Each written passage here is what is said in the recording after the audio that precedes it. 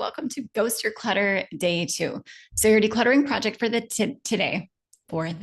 today, I can speak, I swear, is under the sink. So if you don't remember, or you haven't watched the intro video, or you haven't signed up yet for this to get the emails and the tracker checklist and all of that, that is in the description down below. Click to go get that because it will help you have the most success out of this challenge. But this is a 5, 10, 15 method challenge, which means that it's 5 days long. We are decluttering 10 minutes a day. That's the minimum.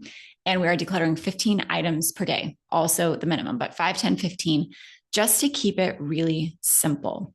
So I'm going to give you that decluttering projects and some steps for how to do that real quick. And then I want to talk to you about clutter and waste and what it was actually like when I decluttered my first 2 houses, because I had to do 2 at one time, and I will explain why. But first, under the sink, declutter under the sink, any sink, all the sinks, it doesn't matter, you decide, but at least do one. And all you have to do is literally open up the cabinet and clear out the clutter.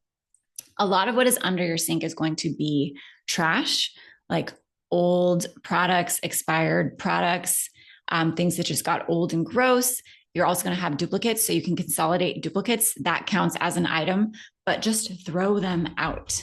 And the reason that we do under the sink is because it is a space in your home that is somewhat necessary for you to get in and out of every single day. And what I want to happen in this challenge for you is to learn how to declutter simple things that make a big impact so that you can see that decluttering works. It's really not that hard, and you can totally do it, and you can build momentum in tiny but mighty ways, like under the sink. So that's why we're starting under the sink. Also, it's just one of those spaces that can kind of make or break your day as a mom. You know, when the day is chaotic, the kids wake up in the morning, everything is moving quickly, they're hungry, they want snacks, you have to do the dishes, you have to start the dishwasher, you open up under the sink, and it's just like trashed. You can't find what you need. You find out that, oh, I can't do the dishes because we're out of dish soap and I didn't know, or, you know, whatever it might be. It's one of those spaces in your home that really can make or break a day for you. It can be the thing that sets you over the edge. And if you can clear out your sink or under your sink and make it easy for you to see what you have, easy to get what you need, it's just a pretty underrated way for you to support yourself. Now, the other great thing about a sink is that there's not sentimental items in there. There's usually actually not even a lot of hard decisions in there. It also kind of gets your mindset or your mind, you know, fresh in your mind of like what products you have, what products you don't need. Because a lot of times we go to the store and everything under that sink is so cluttered and messy that we're like, you know, I always need dish soap. I might as well get more dish soap. I always need, you know, this or that. So I might as well get more. And you find out that you have 4 or 5 of them, and you can start saving some money that way and stop recluttering your house, which is really, really important for your decluttering success. If you haven't checked it out yet, there is a decluttering bundle down below, and I have an entire mini course on how to stop recluttering. If you sign up for that, you'll get it. But that is really important in your decluttering process. So as you can see, the under the sink area seems pretty small, seems pretty insignificant, but when you look at it, you know, the way that I'm teaching you how to look at it, it is significant. It is supportive of your day-to-day life. It does build momentum. It does make an impact on your days. It does help you to stop recluttering. And the final thing, well, I didn't touch much on it yet, but I want to now, is the momentum piece. So like I said, today is a 10-minute decluttering session minimum. However, decluttering is very energizing. So if you find yourself energized and wanting to do more, absolutely do that. Whether it's moving on to, you know, a different sink under the sink area in your home, you know, a bathroom sink, a laundry room sink, or whatever it might be. Or maybe you're like, I did under the sink in my bathroom, and now I'm going to go clear my countertops because now there's space inside of the cabinets for me to clear the countertops, right? So let yourself ride that momentum in whatever direction it takes you. So that is your decluttering project for day 1. And then I wanted to talk to you about what it was like when I decluttered my first 2 houses with waste and the experience that I had with waste. So if you don't know my decluttering story, it started by accident back in 2013 when my husband and I, who are born and raised in Alaska, well, I was born and raised, he was pretty much born and raised in Alaska, we decided to move our family of then 5 from Alaska to Florida pretty suddenly within like 6 weeks time. And it didn't make sense for us to bring our stuff with us because shipping it was like $20,000 and we just didn't have that. And so we got rid of everything and only brought one suitcase for each of us. And so I accidentally decluttered, but my process of decluttering was the same. All of the things that you experience of like, what if I need it just in case, finding the time with my small kids because my husband was living in Florida at the time. He went ahead of us. So I was solo with our 3 kids, working full time as the owner of a preschool. Terrible conditions for decluttering, by the way. Nobody ever has good conditions for decluttering. You just have to work with what you have. So, but that's not what this video is about. I will record other videos about that. The thing that I want to talk to you about in this video is that decluttering is probably going to feel wasteful to you. You're going to struggle. You're going to look at this stuff and be like, why would I get rid of this? This is perfectly good stuff. Or you're going to think to yourself, somebody somewhere can use this stuff, or you're going to want to sell it, or you're going to see your wasted money. And all of that I had experienced. So because we moved suddenly and because I owned a small preschool, I actually had to declutter the house that we were living in and the 1,000-square-foot house that I was running my school out of as a preschool teacher.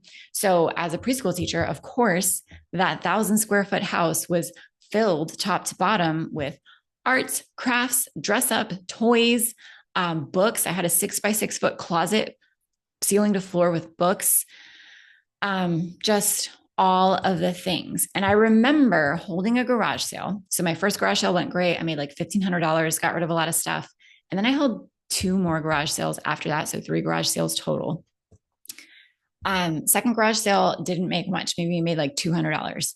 And at that point, I was, like basically telling people, hey, just take a bag and take whatever you want. You don't even have to pay me. Just get this stuff off my lawn, because otherwise that means I'm just going to have to take more trips to the donation center and nobody would even take it for free. Right. And my third garage sale made $0, like $0. I think it was like 5 hours. People were stopping by, like rolling by and leaving because they're like, this stuff sucks. And they were not wrong. But I remember really clearly like being so disappointed that I didn't make more money. I made like, $1,700, which is awesome. But it was like $20,000 worth of stuff. And I remember thinking, having this like message just flash through my brain. I totally could have paid off my student loans. Like this entire time, I thought we were just broke and didn't make enough money, but I wasted so much money on this stuff that nobody wants. I don't want. I can't even get people to take it for free. And that felt so wasteful. And then it felt even worse because I was taking things to the donation center and just dumping it off. And then they shut down donation exceptions. And I took it personally. I thought they were just not taking donations from me because I had been there so much in the last like week or so. But I think it was probably just like in general, they were not accepting donations at the time. And it was a Salvation Army. So that's kind of unheard of, especially back in 2013. Like in 2020, that would make sense when that all happened. I have a whole episode on that you can find in the description, by the way. But yeah, and then I was like, okay, so nobody's taking this for free. I can't donate it. My only option, because I have a plane ticket out of here, is to trash it.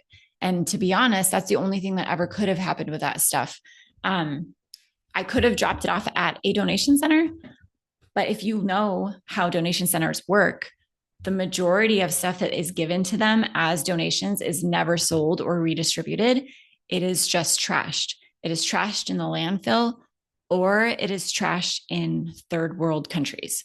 So painful, awful, took my stuff to the landfill because I didn't have anywhere else to take it. And that is the true nature of clutter. And I felt so wasteful. And it took me several years, like 5 years, until I was able to see what had actually happened when I started Motherhood Simplified and started doing videos and challenges like this of, like decluttering is not the wasteful thing here. Overconsumption is the waste, right? When I had that message flash through my brain of I totally could have paid off my student loans, but instead I bought all of this pointless stuff because it looked cool. It was a good deal. It was free. I got it from the thrift store. It was at the dollar thing, like whatever it was. I was like, oh, my kids will love this so much. They'll get so much educational, whatever out of this. And they didn't. That's where the waste was. We only notice the waste when it comes time to getting rid of it. And you might be feeling that way too. And that is 100% okay. I want to encourage you to do it anyway, because it is the only way to truly change your consumption habits, which is the root of clutter. That is what's wasteful.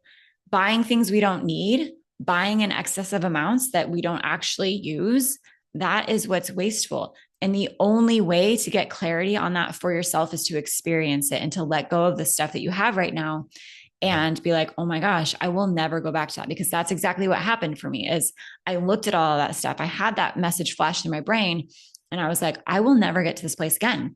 And I didn't. I have not recluttered since 2013. And I think something in me intuitively understood that.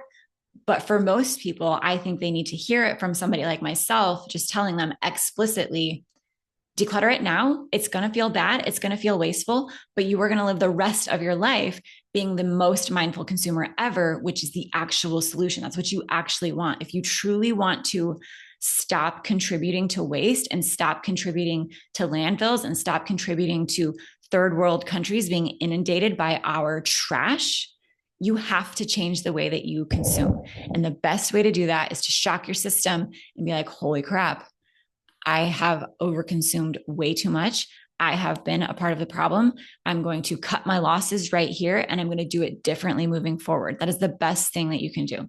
So, yeah, that is my pep talk for you today while you go under your sink and you get started with this process, is to just expect that, to accept it, and then change it moving forward in the only way that it can possibly be changed, because you cannot redistribute your clutter to other people. If it's clutter to you, it's a likely clutter to other people. And we see that in small scales through buy nothing groups and donation groups and thrift stores. Thrift stores make us feel good because we drop it off at their doorstep and then we don't have to look at it again. But these thrift stores are the ones who are sending it to the landfill for you, or they are sending it to third world countries for you. And so you don't have to see it, but just because you don't see it doesn't mean that it's not happening. So that is my loving pep talk to you. I hope that you enjoyed it. Let me know your thoughts below on this. I am really curious to hear. This is one of the scarier topics that I talk about because it is upsetting to people. It is upsetting to people to be like, no, like stop filling up our landfills. I agree. But if you want to actually stop that, you can't just hold on to your clutter forever. You have to let it go and you have to create a new way of consuming. So let me know your thoughts below. Stay tuned for day 2. And like I said, if you have not signed up to get the emails for this challenge, the link for that is below. The link to the 11 course bundle is below if you would like that. And if you would like even more support with Decluttering Simplified, go check that out. There are also the An Honest Conversation About Goodwill podcast episode that you can go listen to. And other than that, I will see you on day 2. And make sure to like and subscribe because I'm pretty new to YouTube and I always forget to say that. So like, subscribe. Thank you for being here. I'll see you soon.